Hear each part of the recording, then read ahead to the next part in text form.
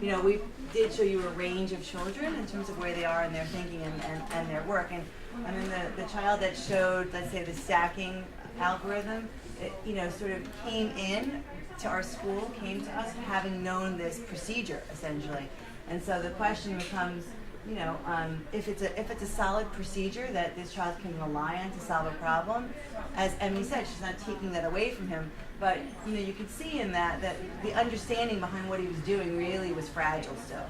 The ratio box struck me as being a kind of a difficult way to solve a division problem, you know, because you're sort of doing it by trial and error, and but it doing it that way trains you to do it I don't know what it's called, the way where they're lined up, which actually does strike me as a way that you could efficiently solve a division problem on paper.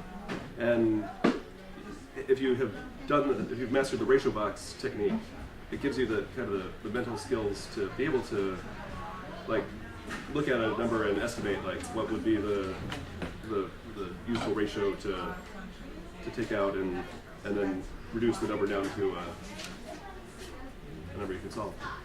I mean, once they have the concepts of that, is there a more concise way that the kids learn to do long division? Depends on the child. I mean, I think like Ethan will never, I would imagine that Ethan would not use this strategy because he's so comfortable using the multiplication the way that he's been doing it. So he might not ever need that. I think, you know, I'm just going to speak to what I know from teachers. Jessica can add to this. It really depends on the child. I mean, at a certain point, if this is cumbersome for a child and it's taking them a long time, and it seems like it would be beneficial to them to learn it in that more traditional way and show it in that way, then it can be taught.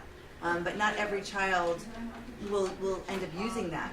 Like I said, like other kids might use a different way. So, are you teaching different strategies in the classroom, and then the kids just figure out what works best for them? So, I mean, it's one strategy and then another strategy. I mean, are they getting exposure to all the different?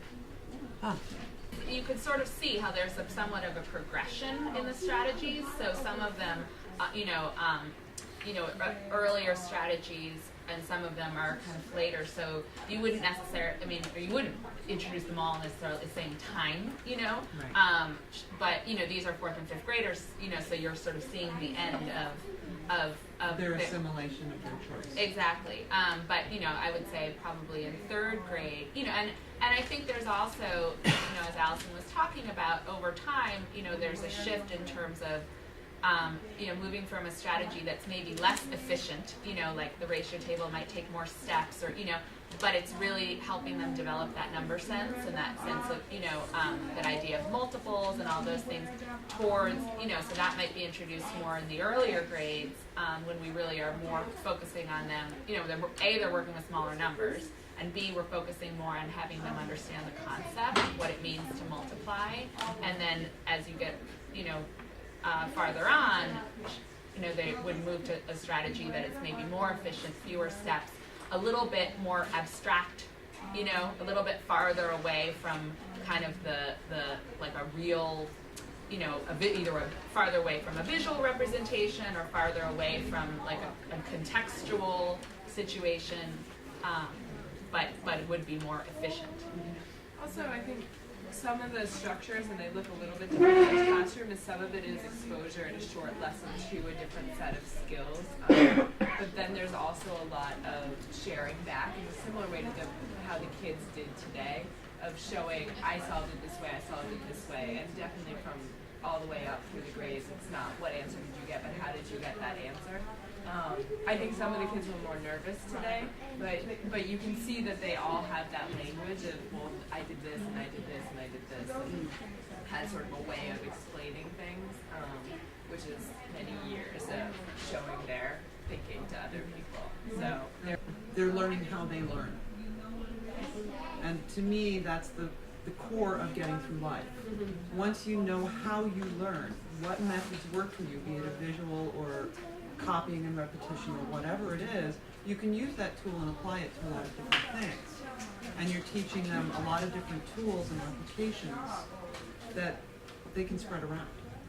I mean, at the end I got it, But at first I was completely lost.